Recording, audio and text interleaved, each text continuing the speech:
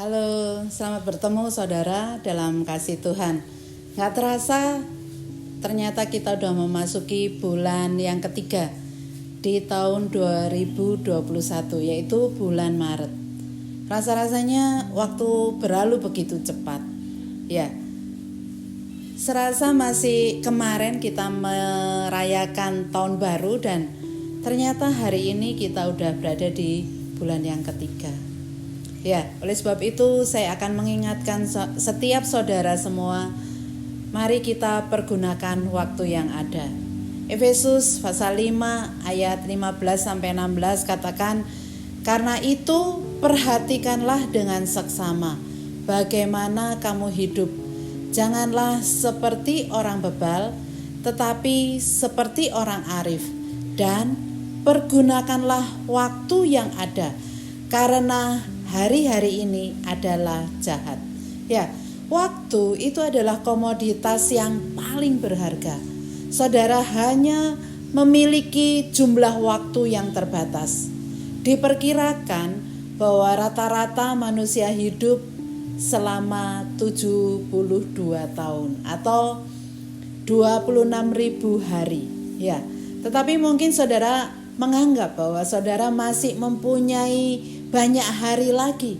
Tetapi kalau saudara berumur di atas 27 tahun, saudara telah melewati 10.000 hari. Wow. Saudara tidak akan mendapatkan hari-hari itu kembali. Dan itulah yang menjadikan waktu sebagai kekayaan saudara yang paling berharga. Saudara selalu bisa menghasilkan lebih banyak uang lagi. Saudara selalu bisa mendapatkan lebih banyak energi lagi. Tapi, saudara tidak bisa menciptakan waktu lebih banyak lagi. Saudara hanya memiliki jumlah hari tertentu dalam hidup saudara. Tidak kurang dan tidak lebih.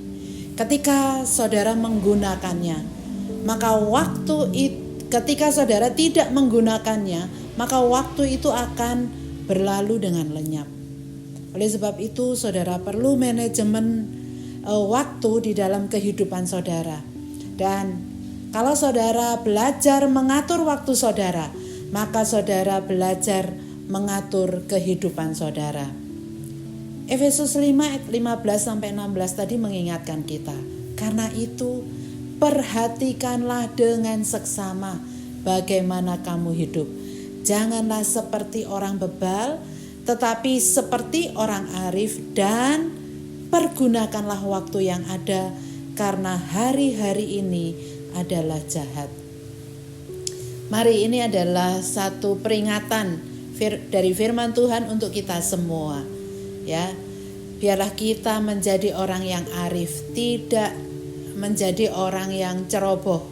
Ya, Alkitab mengajarkan kepada saudara untuk tidak menjalani hidup ini dengan ceroboh. Oleh sebab itu kita harus berhati-hati. Itu berarti bahwa saudara harus merencanakan dan mempertimbangkan bagaimana saudara akan menghabiskan waktu saudara. Nah, saya suka menyebut ini dengan menjadi seseorang yang digerakkan oleh tujuan. Digerakkan oleh tujuan. Ya. Karena apa? Karena banyak orang menyepelekan waktunya. Rata-rata orang akan menghabiskan 3 jam 15 menit dengan ponsel mereka setiap harinya. Dan menurut survei, orang Amerika menghabiskan lebih dari 5 jam sehari dengan ponsel mereka. Dan selalu memeriksa ponselnya kurang lebih 58 kali sehari. Ya, ini berarti kita menghabiskan 35 jam dalam seminggu untuk menatap layar yang kecil ini. Dan itu tidak termasuk waktu yang kita habiskan untuk berada di depan layar komputer atau nonton TV dan sebagainya.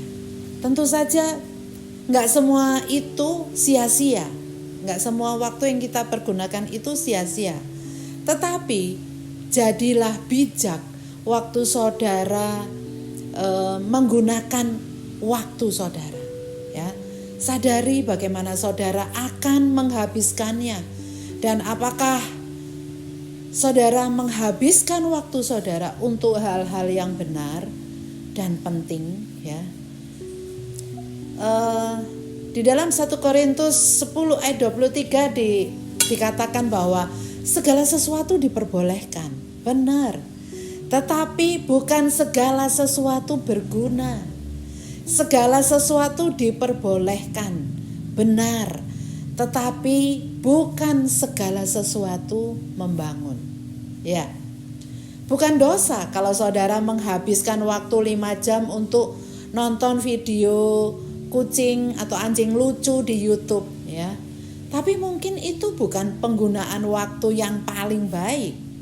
Beberapa hal belum tentu salah kalau dilakukan, tapi hanya saja sebenarnya hal itu gak perlu dilakukan.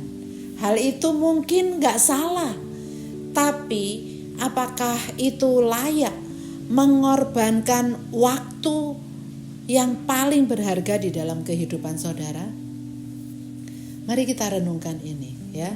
Jadi apa yang menjadi cita-cita saudara yang saudara dapat kejar atau capai seandainya saudara menggunakan kembali sebagian dari 35 jam seminggu yang mungkin saudara sudah habiskan di depan layar ponsel saudara, ya. Atau pertanyaan berikutnya yang perlu kita renungkan bersama adalah, apakah Bapak Ibu ingin anak-anak nantinya mengingat, ya, mengenang Bapak Ibu itu lebih banyak menghabiskan waktu untuk membaca Alkitab, ya, atau berdoa, atau lebih banyak waktu yang dipergunakan untuk menatap ponselnya, ya. Ya, perlu kita renungkan sebagai orang tua. Bagaimana kita bisa berusaha untuk mencapai tujuan hidup kita. Ya, itu adalah renungan kita hari ini. Kiranya Bapak Ibu Saudara boleh dikuatkan dengan firman Tuhan hari ini.